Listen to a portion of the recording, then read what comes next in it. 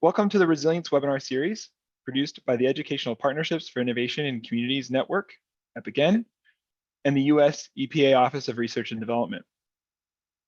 EPICN exists to unite the human capital of universities with local governments and communities to improve the quality of life and social wealth for all involved.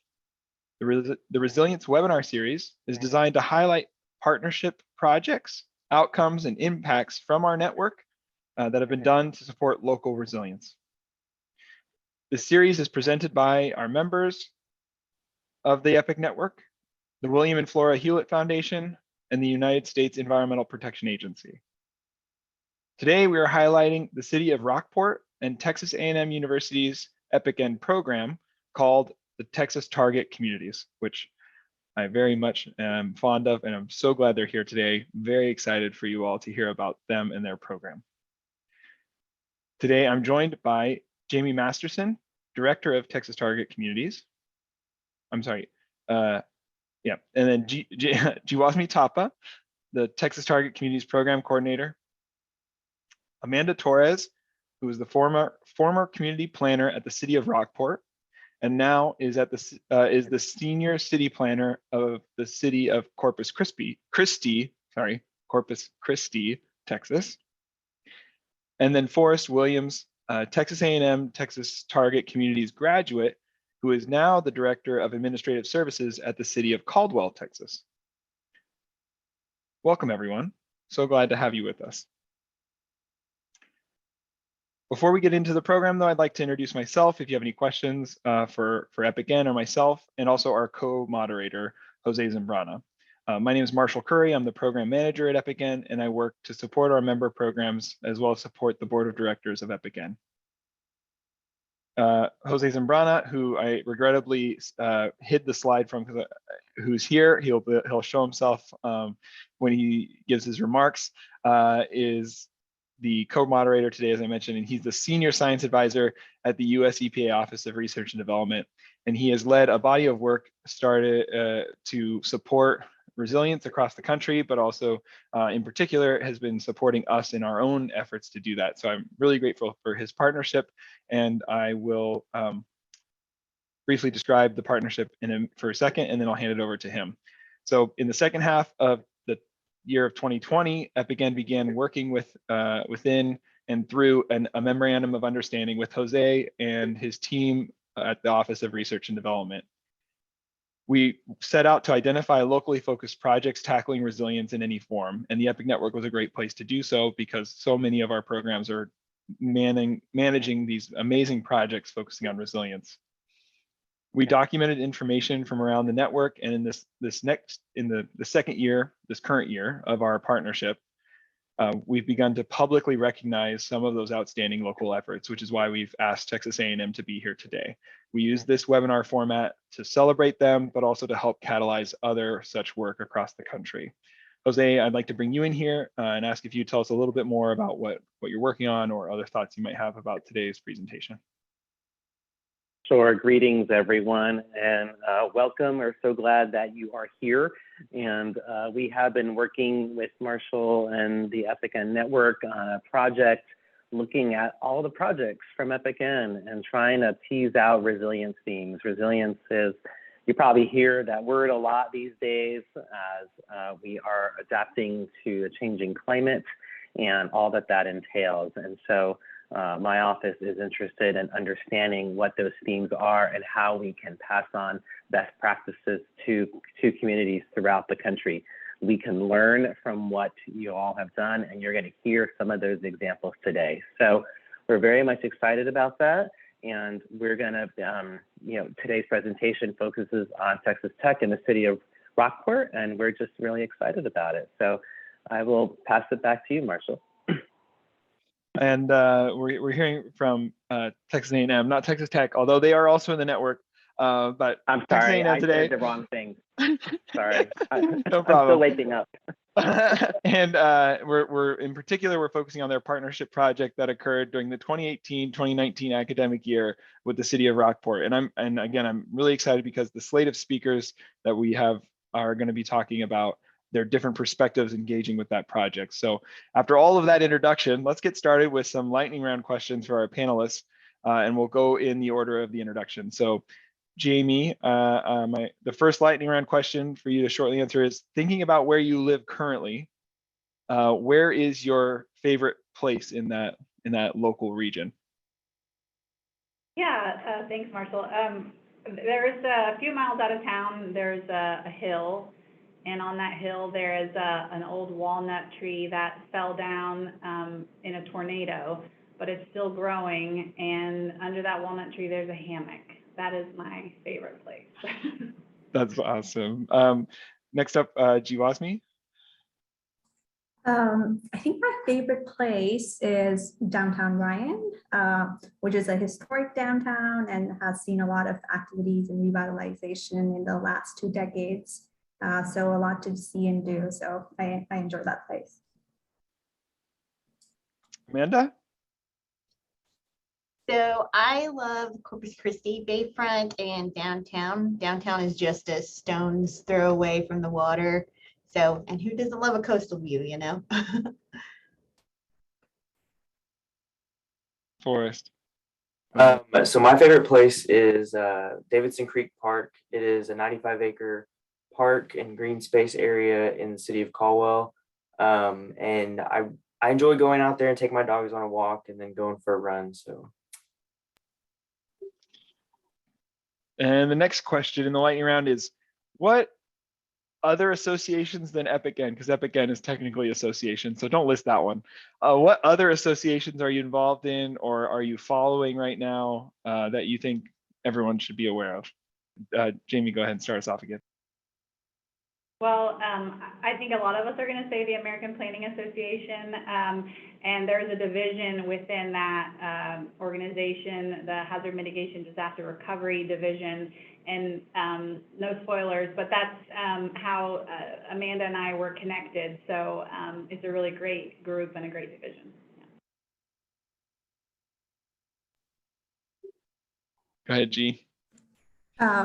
Yeah, I think I was going to say APA, but yeah, we're we're all planners, so I guess APA is quite something that we all follow. I would say Collective Impact Forum, which is a great group of organizations as well as a great resource for organizations that are doing work like ours. And I was actually reintroduced to this organization through one of our EPIC-N a community of practice. And I just realized how much resource that is for us. So a good place for everyone. Go ahead, Amanda. So yeah, ditto what everyone else said about American Planning Association. So yep, that is our organization, but I will also add Texas Floodplain Management Association, which is our state chapter of the Floodplain Managers Group. The national version of that is the Association of State Floodplain Managers.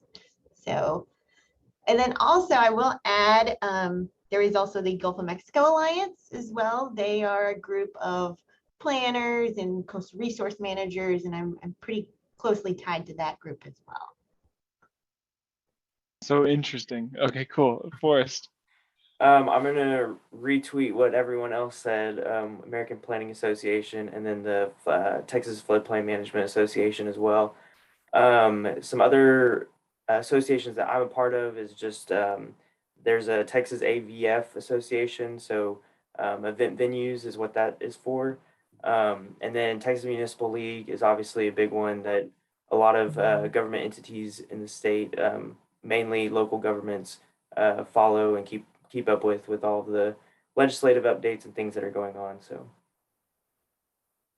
Great, thank you so much. And this question kind of segues nicely into our next question, which is really designed to help a lot of the students who are participating in our network, like figure out like what could their future be in this space. And so we're going to ask each of you about, really briefly, could you tell us about your career path? So we'll go again back. Let's go ahead and start with Amanda this time. Could you tell us a little bit about your career path? Sure. So I started working in local government back in 2013. I started at the city of Aransas Pass, which is, just a little bit north of Corpus Christi. And my dad actually was working there. He worked there for most of my life. And so I've always had this interest in city planning. And the city manager that I was working for at the time really encouraged me to go and follow that pathway. So in 2015, I became the city planner in Aransas Pass. Then shortly thereafter, the community planner position in Rockport opened up. So I applied and I got the job over there. And along with that job duty was city floodplain administrator. So I really got the opportunity to really explore that intersection of land use and hazard planning. So it was a really great experience for me. And then a year after I got on with City of Rockport, Hurricane Harvey hit. So it was quite a trial by fire and learning all of those different things at the same time.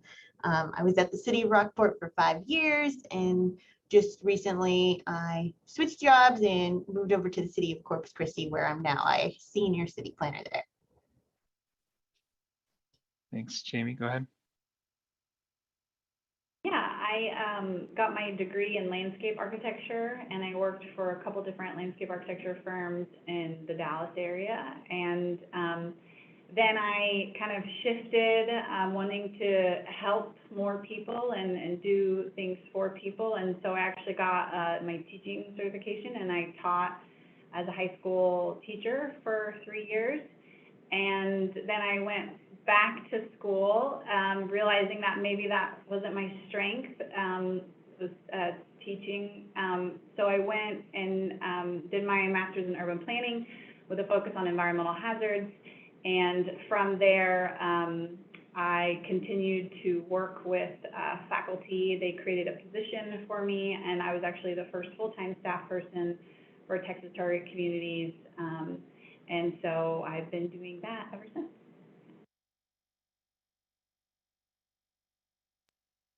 Thank you. I didn't know you were a teacher.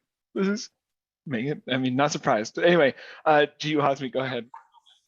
Yeah, I started my career with background in architecture, and I practiced architecture for a couple of years in Kathmandu, Nepal. And during that time, I really felt like I wanted to expand and, expand in terms of like context, scale, and also think about more for the community.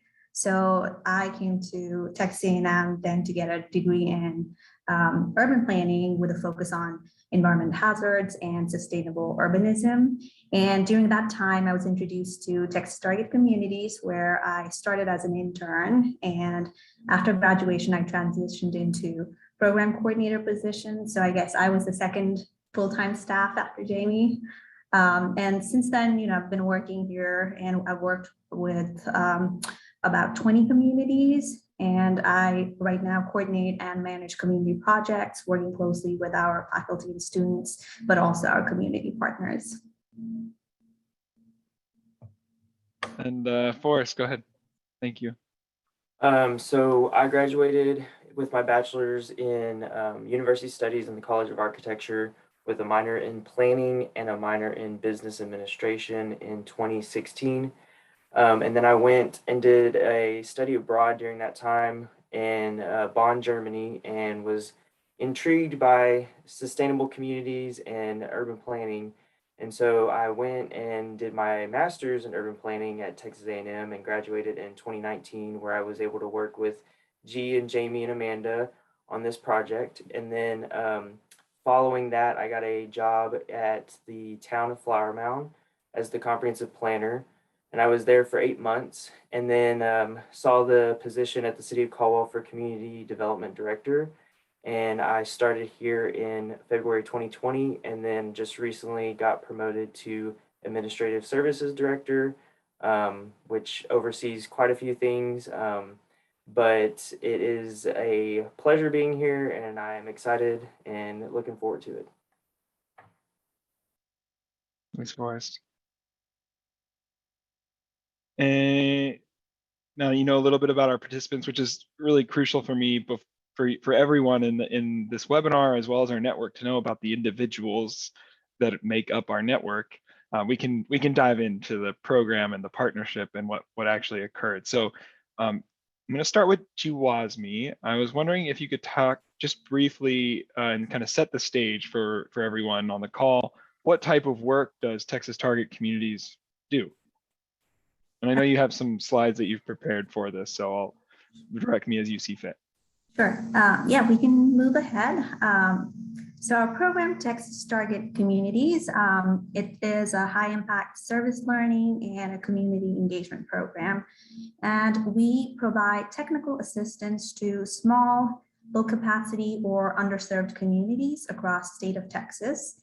And we engage with our communities by matching them with the knowledge and expertise on campus. So matching them with a Texas A&M faculty members who then lead students as part of their maybe capstone class, studio, or research.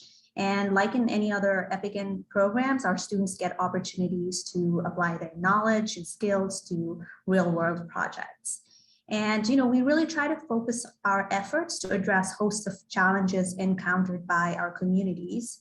And in 2017, how Amanda was saying, Texas was hit by Hurricane Harvey and many communities across Texas was impacted. And we really felt at that time that we need to focus on communities that were most affected. And as we were looking for ways we could support these communities, we had a chance to connect with Amanda through American Planning Association, Texas Chapter's Hazard Group. And, Rockport took a direct hit from Hurricane Harvey, which caused significant damage to housing, businesses and infrastructure. And Amanda can probably talk more on that. But Rockport lost about 20% of its workforce population. And this was significant as it is a place that depends on tourism a lot. And in 2018, in the wake of recovery, the city applied to our call for communities collaboration, and they reached out to us wanting to plan for future, especially with resilience and recovery in mind. And they really wanted to update their comprehensive plan, which is a long-range planning guidebook with a long planning horizon in mind. And for Rockport, it was about 20 years planning horizon. And if you could transition to another slide, this is Amanda, and one of her words for why it was important for them to do plan. I'm sure she'll talk more on that. But if you can move on to the next slide.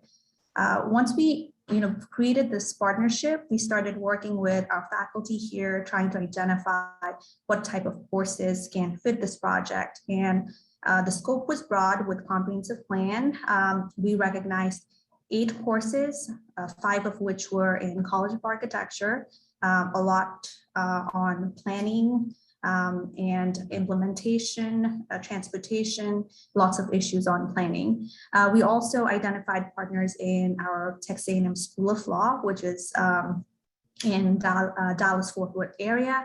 We also had a course in Texas A&M Corpus Christi, Master in Public Administration course. And going back to Jose saying Texas Tech, we actually had a course from Texas Tech partner with us. And the main focus was comprehensive plan, where the students explored strategies on land use, housing, transportation, economy, community facilities, and environment. And the focus was thinking about resilience and recovery. But apart from that, we also had other projects like designs for downtown revitalization, exploration of strategies for green infrastructure or low impact development, and also some legal mechanisms or tools that the city could take up for mitigating flood impacts.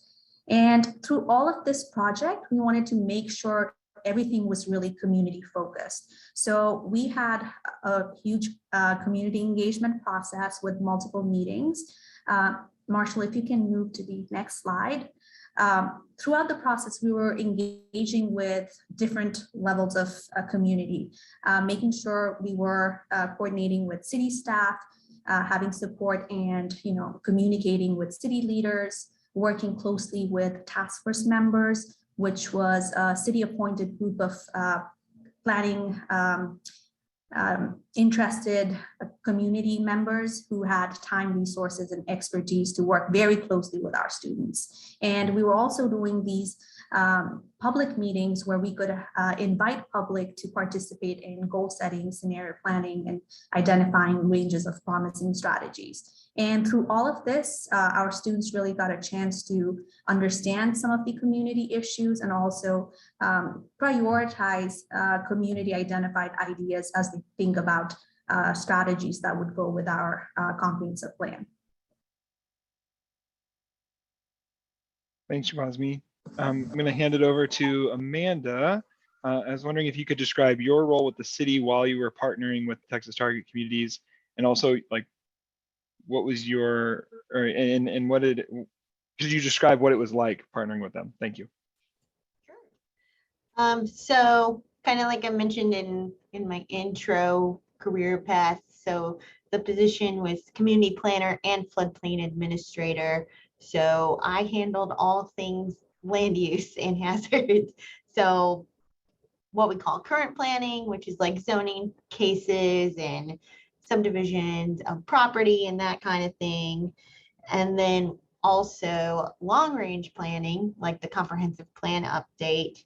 And then as floodplain administrator, I looked at permits in the floodplain to make sure any new buildings were built to FEMA floodplain guidelines, which really became crucial after Hurricane Harvey hit Rockport. So whenever a major disaster happens, usually FEMA comes in to do damage assessments and see which properties in the floodplain have been damaged and make sure that they are going to be built resiliently and according to floodplain guidelines. So I had to manage all of that, but because I just love overloading myself with work, I saw this opportunity come up with Texas Target Communities. At the time, our state chapter of the American Planning Association had developed a Hurricane Harvey task force, and that's how we were all connected. And Texas Target Communities reached out to the impacted communities involved, and I already knew about Texas Target Communities because they're legendary in the state. Like every time there's state conference, you see Texas Target Communities, Texas A&M Urban Planning Program winning awards. So they were legendary, and I was like, of course I want to work with them. Like, yeah, I'm recovering from a disaster, but I gotta seize the opportunity, you know. So we reached out to them, submitted our little application, and as they say, the rest is history. So we had all these different partners involved, and along with A&M Corpus, A&M School of Law, Texas Tech, we also had a group from the American Planning Association called the Community Planning Assistance Team, and they did a focus on downtown revitalization and that sort of thing. So we could all say it's a lot of herding cats, but Texas Target Communities did a great job in managing all of those different mini projects. Well, I look forward to it. We'll talk more soon about all the other the details of those projects, and I know you become interested in the project. You send in your application, then it becomes a connection. How do you herd the cats to match with the faculty that are at the university, which are their own type of cat? And I guess in this case, Jaimie, you are one of those faculty. So I was wondering if you could talk, as well as being the director of all the initiative. So I was wondering if you could put your faculty hat on and describe how you worked with this community and how you like heard about their application and went through the process of deciding what to do. And I know you also have some slides to share. So let me know if I should start there or on you. Yeah, well, I'll just say, wearing the staff hat, the director hat of Texas Target Communities, you know, we were in conversations with that Harvey task force and met Amanda through there. And when they applied, you know, we had several calls and conversations about it, and it just made sense. It was just the right fit and the right timing, and so immediately we started reaching out to our faculty and trying to match the needs that they had, because, you know, we can do a comprehensive plan, but it's always about the faculty and students really taking on ownership and their expertise that is infused into that. And so all those courses that G described, was huge as a part of that. But I was also having sort of side conversations with other faculty that were doing research. And so I became involved on the sort of research side as well, which is not typical of how we've done projects in the past. And so we were able to kind of fold in a lot of this innovative research that was going on. So if you want to put up the slides, and I'll talk a little bit about that and how it directly connected to the projects that the students were doing. So we had been developing a tool for a few years called the Plan Integration for Resilience Scorecard, and it was actually funded by the Department of Homeland Security through the Coastal Resilience Center at University of North Carolina at Chapel Hill.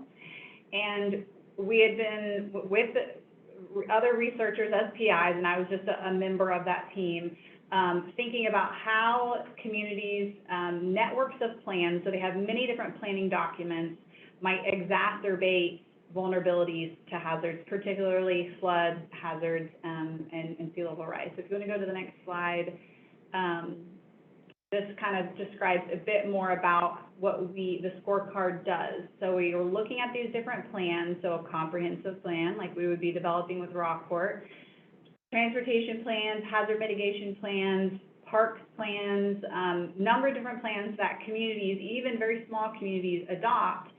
And oftentimes they're very, very siloed and unintentionally exacerbating vulnerabilities to hazards.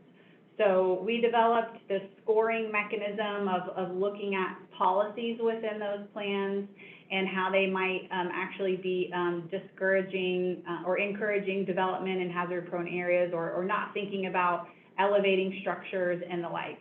So through that, we can develop a score and we can have a map of those scores to help visualize what's going on. If you go to the next slide. So we were able to do this in Rockport, and Rockport had 6 different plans that we were evaluating. And so through the process, while the students were developing their own policy recommendations, on the behind the scenes, the faculty, researchers, and the graduate students that were hired on this project were evaluating Rockport's network of plans and all the other policies that they had within those plans and what they were saying. And so if you go to the next slide, we began to see a number of different things revealed within the plans, and this is pretty typical of what we see in communities, is there's this sort of focus on high density development in hazard prone areas, particularly those who are on the coast like Rockport. So you can see here, they're kind of like a peninsula coming out. And the downtown area in that top map is everything that's identified in pink, and pink is not good in this case. So that particular plan, which was their downtown plan, had a lot more policies that were focused on just true development without really considering the flood hazards. And then there were other plans that were doing a better job in considering it and talking about it and thinking about strategies and policies to adjust to that. But for some of the examples, the downtown plan, the 2 at the top, one was developing waterfront property along Water Street. Well, it's called Water Street for a reason, and it regularly floods. So, and that's fine, but there needs to be a recognition and what are the particular hazard mitigation strategies if you are going to be developing there. So those sort of nuances and those conversations that we were able to have with the staff and elected officials as well. Some of the bottom better policy examples were in the hazard mitigation plan. We're saying that they wanted to update zoning regulations to reduce population density in areas that were vulnerable to hazards, which is pretty interesting because you don't typically see hazard mitigation plans talking about zoning. So they were thinking about it, but it was a little bit disconnected and disjointed. And so we were able to bring those players and those staff together and have those conversations. So if you go to the next slide, so within all of this research, we looked at 170 total action items that were focused on exacerbating or reducing vulnerabilities, and we were able to integrate 73 of those action items together. And so once the students sort of submitted their policy recommendations for their final projects, then our research team then made further recommendations on how to align the plans and make tweaks and adjustments. And then our Texas Target Community staff with hired interns were able to kind of include those results into the actual final planning document for the city. And so this image is just an example of like an excerpt from one of the pages in the comprehensive plan. And we have little icons of this particular policy or this action item or this recommendation is already connected to things that you're doing in these other 3 plans. And so it also continues to put on the mind of staff and elected officials that this doesn't come from nowhere, right? It's coming from already adopted and established plans, and we're just connecting the dots together. So if you go to the next slide. Before we move on, I have just one little question as like a framing for context. In a normal, you mentioned earlier that this is not exactly what normally happens or had normally happened in the past. It might be your normal now because it seems pretty amazing. But I was wondering, in the normal beforehand, your project would normally have stopped at that first bullet point, roughly? Right. And it would have stopped. And then the addition of this project is you were able to add like these 2 other bullet points to what was occurring in support of the community partner. Is that correct? Right.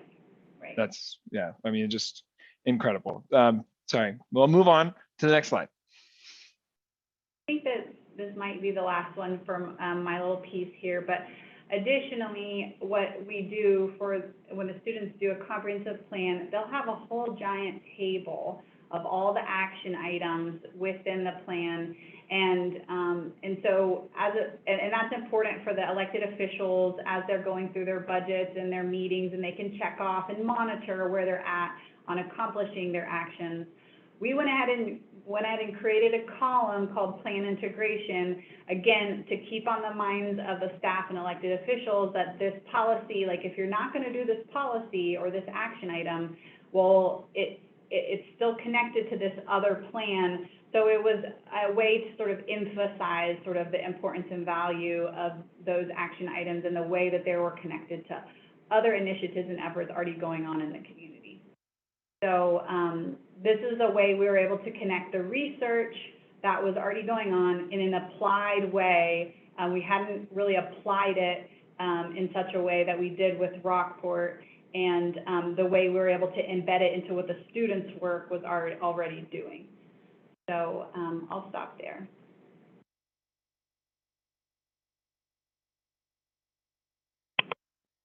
Thanks, Jaimie. Really appreciate your perspective as a faculty, as well as a researcher, as well as the director of the program. And now the next person that I more associate with, because I was a student in one of an EPIC program, which is how I found the network. I'd like to ask Forrest, what was it like being a student during the project with all of this going on? Were you even what were you aware of? Could you describe your participation in short, and then we'll have some more questions for you.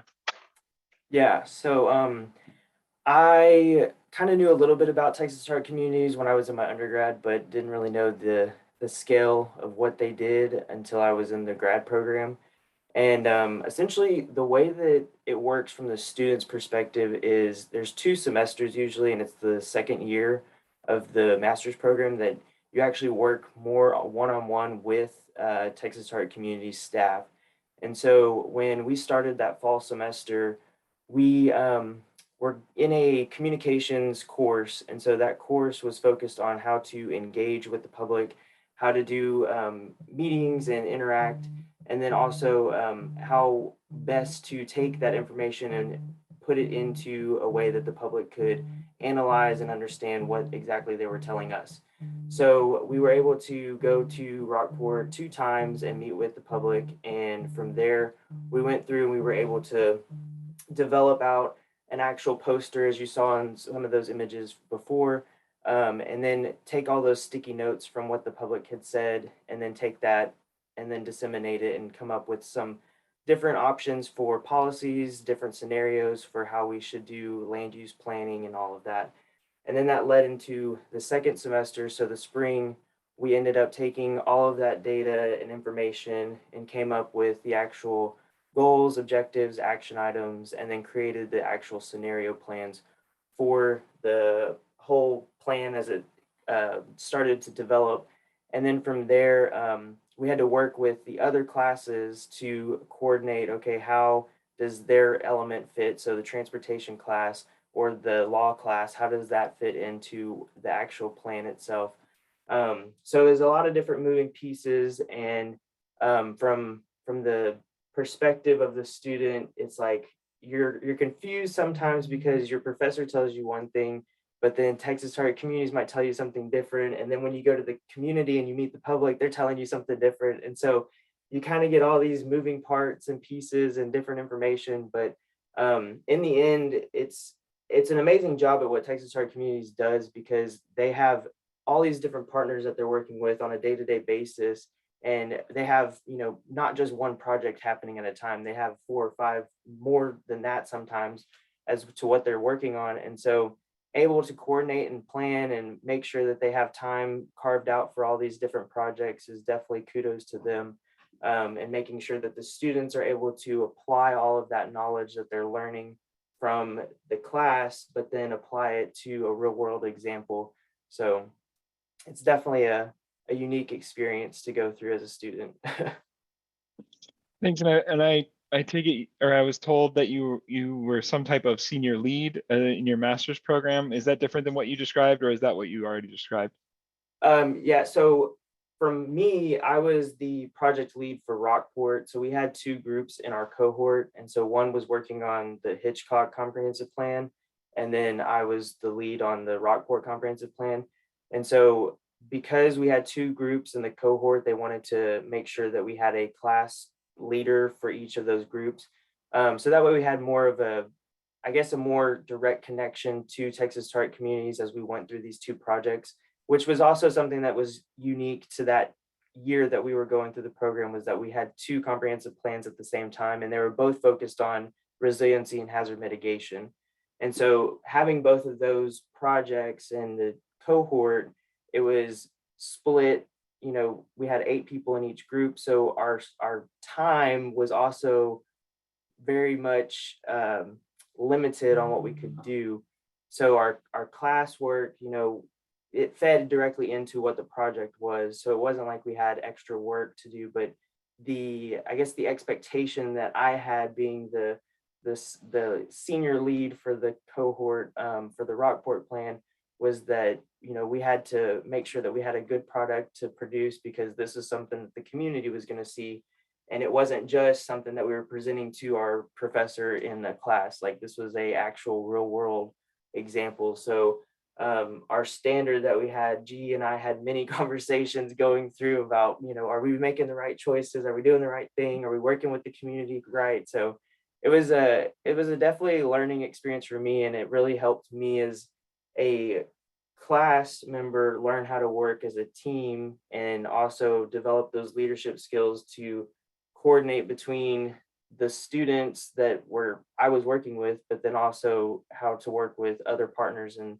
other areas of the community as well. So You shared a little bit just now about what you gained in terms of like skills, and I'm curious if you could tell me more about what you gained in your experience with what you do now, and like what you learned about local government. Like, what was participating in this class, what did it bring to you in that you use today in your current work? So the most important thing is community engagement. That was the biggest thing that I learned out of this whole program, and making sure that the public was involved in the decisions that take place in local government. A lot of cities, you don't have that trust or that relationship with the public that you should. And I noticed through this experience that, building that trust and having that communication was one of the most important, if not the most important thing that you needed to do, especially, developing a plan, but also being able to implement that plan. If you don't have the public's buy-in at the beginning of the project, then it's not going to work out in the end. And so going into what I do now, I'm actually working with Texas Target Communities again on the city of Caldwell's comprehensive plan. And, being a small rural community and not having a lot of resources in place, it's definitely a challenge to engage the public, because a lot of times they might not be, most up to date on social media or electronics and technology and things like that. And that's how a lot of people communicate nowadays. And so trying to merge and find all of the missing gaps that are there within the communication realm, and making sure that everybody is able to process and understand and disseminate the information that you're giving them. So that's probably the biggest thing that I've learned is communication and making sure that the public is involved. Thanks. Wow. So we'll come back to that later, I think. But that's so, thank you so much for your experience. And now I'll turn it over to Jaimie again. I think if there's anything else you'd like to add, I think I want to ask you to reflect more on, like, as a faculty, what using the Texas Target Communities model, the EPIC model, in your faculty work has helped you reach your goals. I think that's what my question is lined up to. Does that sound right? That sounds right.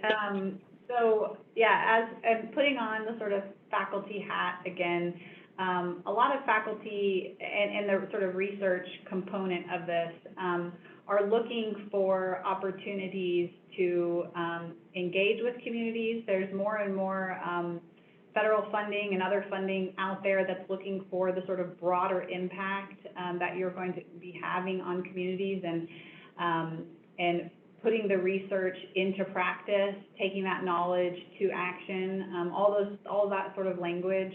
And so through DHS and the Department of Homeland Security, they most certainly wanted the tools and research that were being developed to be used by communities and by users, the ones who they wanted it in the hands of people who needed it. And so our team, I was brought on to that research team to provide that specific expertise in how to connect with communities and provide that application of the research. So in terms of why this model works is because you are developing relationships with communities throughout your region or your state. And when we say you're a Texas Target community, you always are. So we try to maintain those long-term relationships. We find opportunities or send opportunities far after our agreement or contract ends. And so that's one piece. And then the other piece is the faculty really do need to take their research and validate it and ground truth it and make sure that it makes sense for people who will be using the tool. So the purpose is really important. And we had received previous comment on the tool, like, this is great, the scorecard is great, but a lot of communities are low capacity. A lot of communities are small. Will this work for them? And so essentially working with Rockport allowed us to test the tool in that context to make sure it was still relevant. We tweaked and changed things about the tool and about the guidebook because of our relationship with Rockport and the outcomes that came from that. And so all of that, has been really important for advancing how we think about resilience, advancing how we think about planning. Most urban and regional planners, I would say, aren't necessarily trained in thinking about hazards. And we've seen that more and more over time, but it's become, like Amanda said, I think more of like an on-the-job training than a training with the students. And so I think that's another piece to this, is how we continue to fold resilience planning into the curriculum at Texas A&M. And then, obviously some big wins and goals from the research and faculty side of things is being able to publish and write about the work that's been done, and that's a huge currency for faculty. So this project allowed us to write case studies, to write several publications about our experience with Rockport, and actually DHS funded a sort of small video series, and Amanda participated in that. And so just getting the word out about the tool and kind of the outreach that's necessary to let folks know that this is something that is useful, can be used, should be used. And additionally, through the work with Rockport, we have continued to get additional funding year after year to kind of continue some spin-off projects. And I can talk about that a little later, but I think those are some big wins for faculty as they are looking to work with a community in this sort of EPIC model. It is obviously about the course and it's about the student learning outcomes, and those are important, but they have this other whole piece of research and publications that they have to be thinking about. And so this is not the only example that we've seen. More and more faculty are building in Texas target communities into their research projects, into community engagement. They'll take the course and they'll kind of use part of that course for their research and kind of spin off some additional research with the community. So all of these things are really exciting because it's about the application, it's about ground truthing and local level impact. And for me, that's what's important. Thank you so much, Jaimie. You invoked Amanda in some of your answers, so I'd like to turn to her now and ask, as you were being proposed this idea after you submit your application, what was that like? Like before you started the work, like, were you nervous during the work, and was there anything that you like didn't expect that kind of came up, or that you were expecting? I don't know. I'm just curious about what your thoughts were as you approached the beginning of this mammoth thing. Well, I think whenever we first talked, when I first talked with Jaimie and G, we really weren't anticipating how large this program or this plan would get, but we just fed off of each other's energies and we're like, we should add this and we should add that. So it became like a mass of mini projects on top of this, big comprehensive plan update, which was, it was crazy, but it was fantastic. We had students coming into our community like nearly every month, myself, and then we actually had another partner, Texas Sea Grant, involved in this as well, and they have local community planners here in Corpus Christi and in the Rio Grande Valley of Texas. So they were involved in this project as well. So they came and helped me with the students and having these tours around town, and which was quite an interesting experience because these students were, not only getting on the ground planning training, but it was on the ground disaster recovery training as well. They're seeing, our multifamily apartment complexes all destroyed, so many areas of Rockport still not built at that time, but, seeing, okay, this is what this community looks like after a major disaster. How can we make it better? And how can we facilitate good conversations with this community to really get them to think about how development should be? How can we reduce hazards in our community? And they did a fantastic job. I mean, just covering all of those different classes and organizations that were involved. Texas Target Communities did above and beyond what I could have ever expected out of them. I mean, even working with other consultants during my career, like they went above and beyond, and I'm so impressed and so happy to have worked with them on this project, and would highly recommend them to any other community, because if you want excellence, that's Texas Target Communities for you. Thank you, Amanda. It's great to get a little picture of what it was and then what it grew into and your eyes on that. And Jeewasmi, Amanda was starting to talk about, what she was happy about with the project. So I'm curious, was there anything that you were particularly proud of with this project? Yeah, first off, I want to thank Amanda, of course, for such great words. That means a lot, and it's pretty humbling to hear all of that. I think for me, as everyone was explaining, the collaboration part was definitely the highlight. Just bringing in partners that we would not have engaged otherwise, and being able to work together to really innovate and come up with a plan that's really relevant to Rockport was key. And this was especially important because we were right after disaster, utilizing that window of opportunity that disaster brings to really think about future while thinking about mitigation and resilience, and embedding that into everyday planning, making sure we are thinking about all the different policies that are already in place and making sure all of this is tied well together.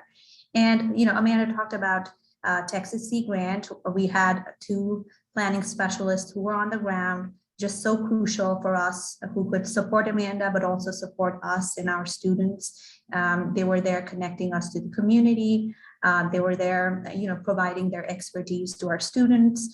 And for another example, the community planning assistance team with Texas, not Texas, but American Planning Association, which was a team of experts, expert planners volunteering their time for Rockport. We were able to work closely with them, giving them some of the initial work our students provided, and they were able to use that to move their work forward. And once they produced their report, we were able to work closely with Amanda and city staff to really see what were their recommendations that could be folded into the plan. So just having so many people, so many experts, so many dedicated students in hand, we were really able to, I think, integrate this comp plan to be a product that's really about Rockport and Rockport's resilience. Thanks, Jeewasmi. Amanda, with all the work that occurred, what are some of the outcomes from the project that can be seen in Rockport today? I know you're working in Corpus Christi now, and so maybe I'll ask you a follow-up question about that. But what did the Texas Target Communities unlock for you and your stakeholders through this work? I think broadly, they really helped guide those conversations about how do we think about community planning in the lens of resiliency. Again, this whole planning effort came on the heels of a major disaster. And, in a typical comprehensive plan, you're not talking about that. You're not even considering that. But we really had the opportunity to have these crucial conversations with their community members about, okay, if this happens again, what do we want to do differently? We have an opportunity to do this differently. And they did a marvelous job with facilitating those conversations, with guiding the other groups that were involved in this project, and all kind of gearing toward that goal of resilience planning in community planning. And we actually submitted for an award at the state planning conference, and we were recognized for resilience planning. We got a Silver Achievement Award in resilience planning. So I think that was the biggest outcome, and not just for the community of Rockport, but even like as we're having this conversation now, it's a great model for other communities to look at and have that conversation about how we can really have those conversations about resilience and planning. Thanks. And to follow up on that, like the fact that you've moved on to the new position at a different city, like how did the partnership influence that, and or also like how does it influence you in your current day-to-day now? Sure. Resilience planning isn't localized to just Rockport. It's definitely any community needs to consider, and that's something that has been a takeaway in my career, and connecting with other coastal resource managers and other people who are involved in resilience work here at the city of Corpus Christi.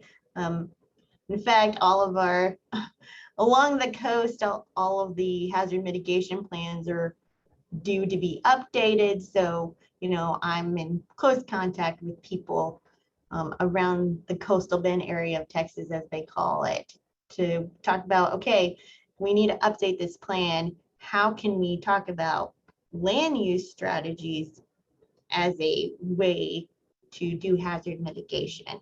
Because Jaimie kind of mentioned that earlier in the presentation, like a lot of times those things are separate, but really they need to be integrated in order to properly mitigate these things for a community. Thank you for your feedback and stories about all this. Jaimie, as a faculty, could you also share about the outcomes that you're really proud of? Yeah, there's so many that I could name. I think working with the city and working on the research at the Plan Integration for Resilience Scorecard, it really helped reveal and have conversations with the community so that they could have some balanced solutions.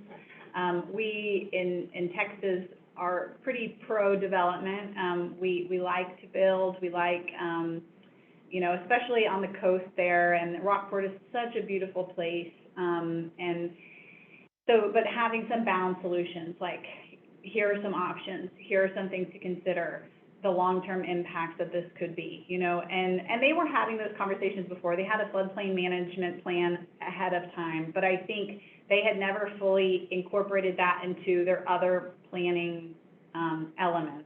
So I think that was significant. And for the research, like I mentioned, it really helped us adjust the tool so that it made sense for a smaller geographic area. And I would say, to me, Rockport is rural. They're pretty isolated. I don't know if they technically qualify as rural, by whatever federal standards, but they're a very small community. And so being able to test that in that context will improve the tool.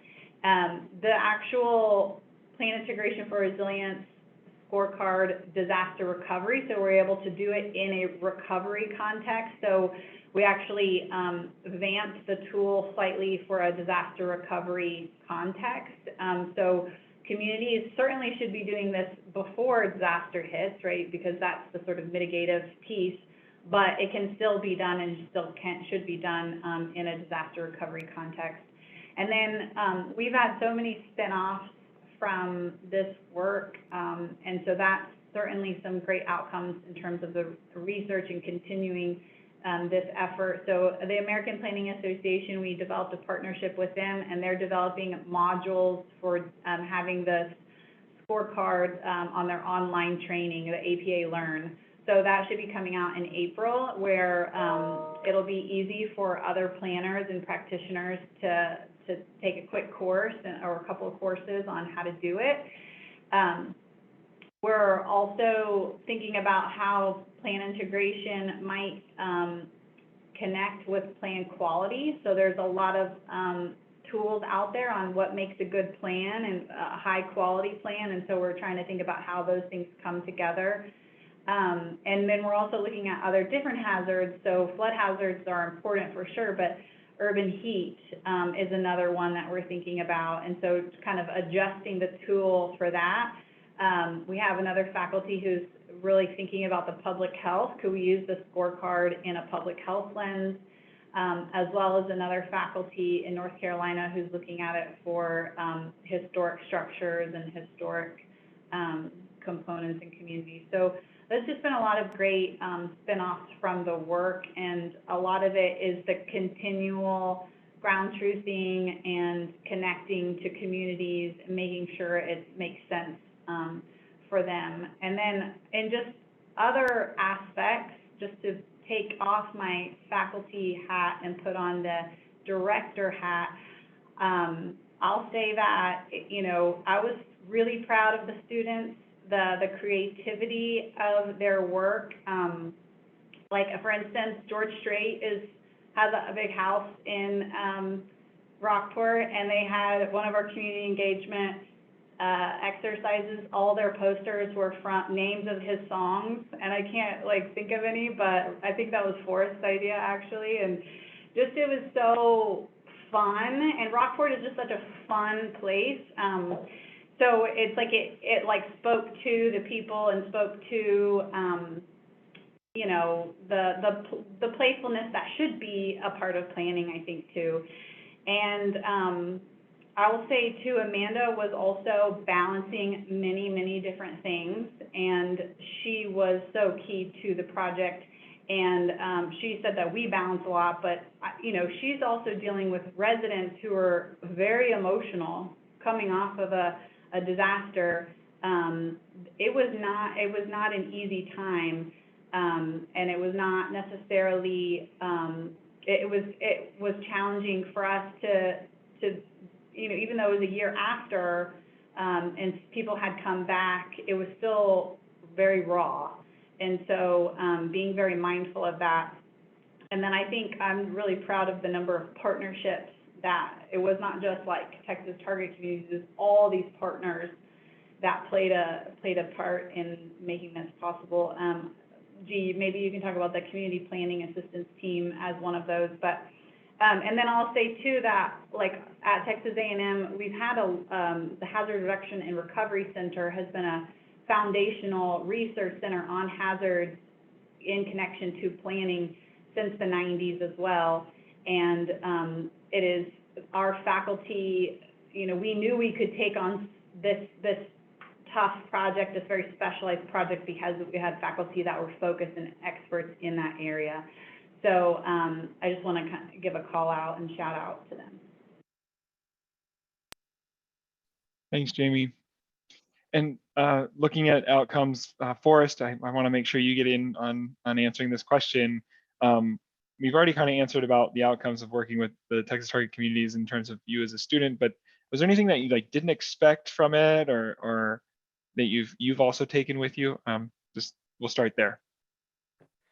Yeah, so the things that I didn't expect, I didn't realize how much Texas Target Communities worked with other communities in the state, and so it was definitely eye-opening to see how much of a network they have and how many influences they've had in the other communities across the state of Texas, and just the partnerships that they've built.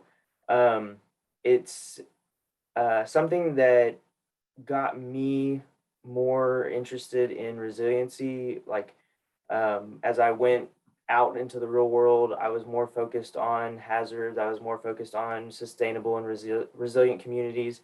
So it definitely made an influence and impacted how I think as a planner now. And going forward, you know, now working in the city of Caldwell, where it is another rural community, it kind of gave me more of a want and a realization that I want to help rural communities. And so it kind of shaped my path and how I got to where I am today.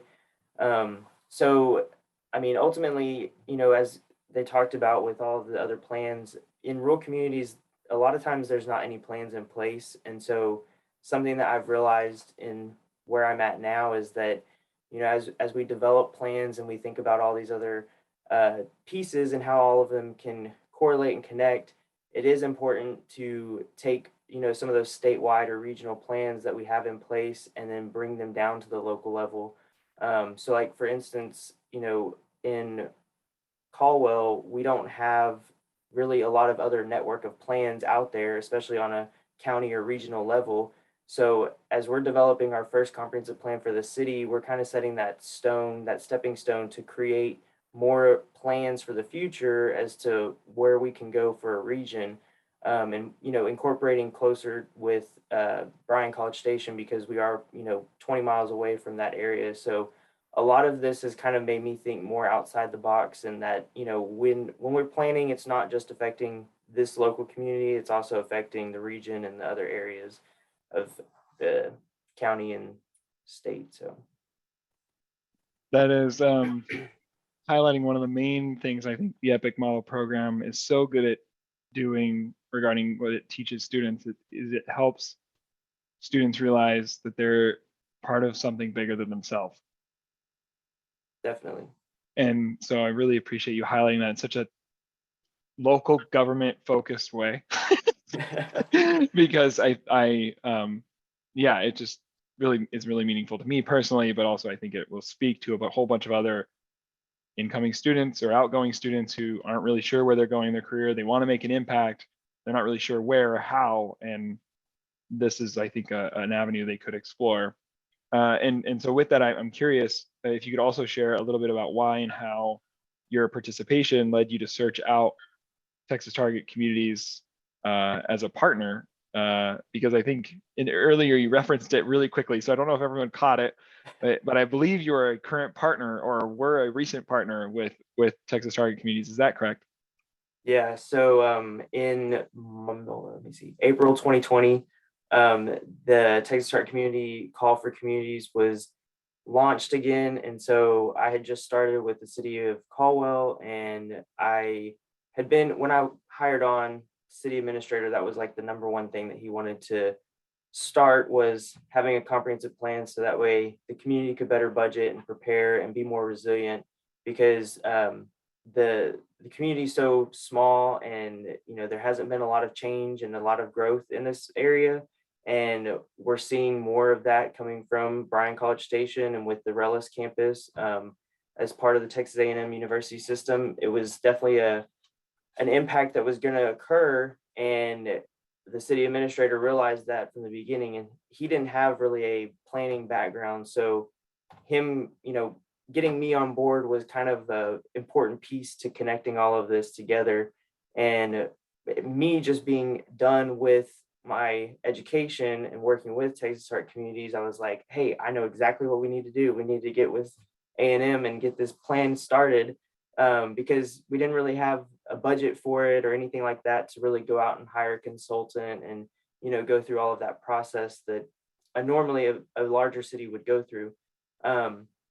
And then the other piece was, our council doesn't really have the experience or the education on why we need to plan. And so bringing Texas Target Communities into the picture, we were able to kind of use me as an example of like, okay, I went through this program. I was able to, go through and learn and apply all of the experience that I gained from that and apply it to what I'm doing now. And so we were able to kind of use that as a way to educate the council, like, this is a good route to go. We are going to get a good product. And then being able to work with G and Jaimie again, but in a different role, was definitely it was a new experience. And I think for me, like I was able to take a lot of what I did in the students' perspective and say, okay, how can I make this easier for the students to understand what exactly me as a community partner wants in the end result, or wants the outcome to be. And so there was a lot of meetings that we had with G and I, and then Jaimie and the rest of the Texas Art Community staff, but then also I joined in on a lot of the meetings with the students to kind of get into their level and say, okay, this is kind of the direction that we want to go. And the other piece to all of this was that it was all in the middle of COVID. And so we were all remote, even though we're 25 miles away, and we were like, oh, this is great because y'all are close. Like we can have a lot of meetings in person and everything. And then that just kind of got knocked off the table, but we were able to make it work. And the biggest thing that I think we got out of it was we were able to use more online engagement, since we couldn't have public meetings. And so it's now allowed Texas Target Communities to take more of the engagement piece and put it into a virtual setting. So now they've learned a lot from this process and how we've developed our plan in city of Caldwell, but then they're able to take these pieces and these elements and go and implement them in other communities as they continue their work. And so we're still continuing our partnership. I mean, our plan is almost ready to be adopted next month. And so we're kind of finalizing that piece, but the continuation will definitely be there, as they have other tools or different scorecards or things that they want to kind of test and see how it works, and what kind of feedback we can give them. So our partnership will continue, and it's definitely it's definitely humbling to like be able to be a part of something and, you know, take all of the experiences and things that you've done in your past work and then apply them to what you do today. So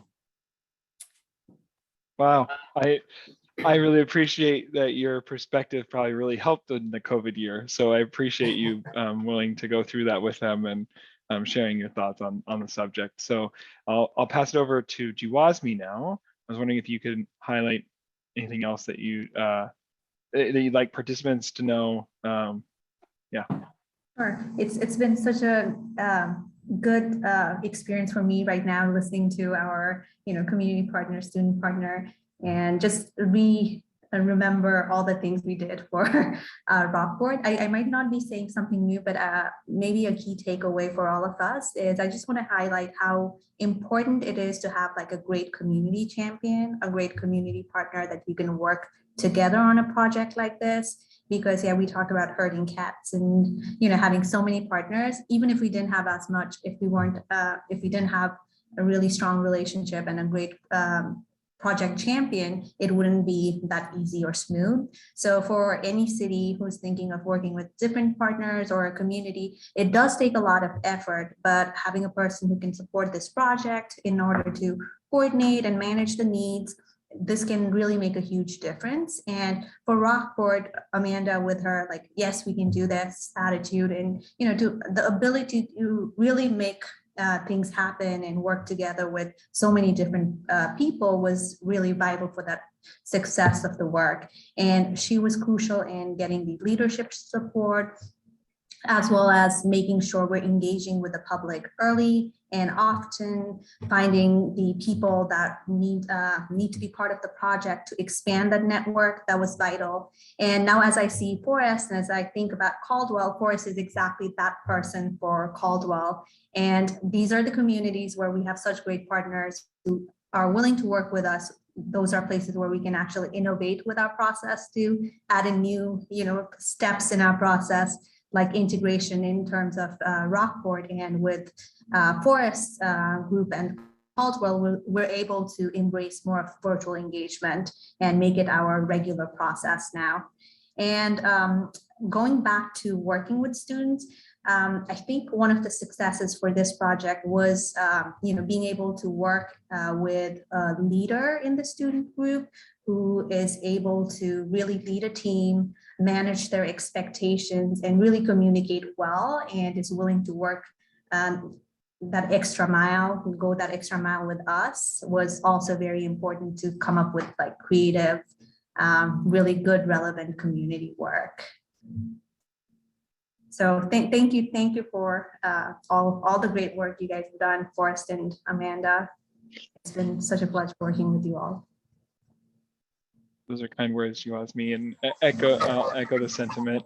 Can we move on to those who are on the call who might be or watching the recording, who might be in Texas or somewhere else, and they're interested? Oh, that sounded amazing. How do I get involved?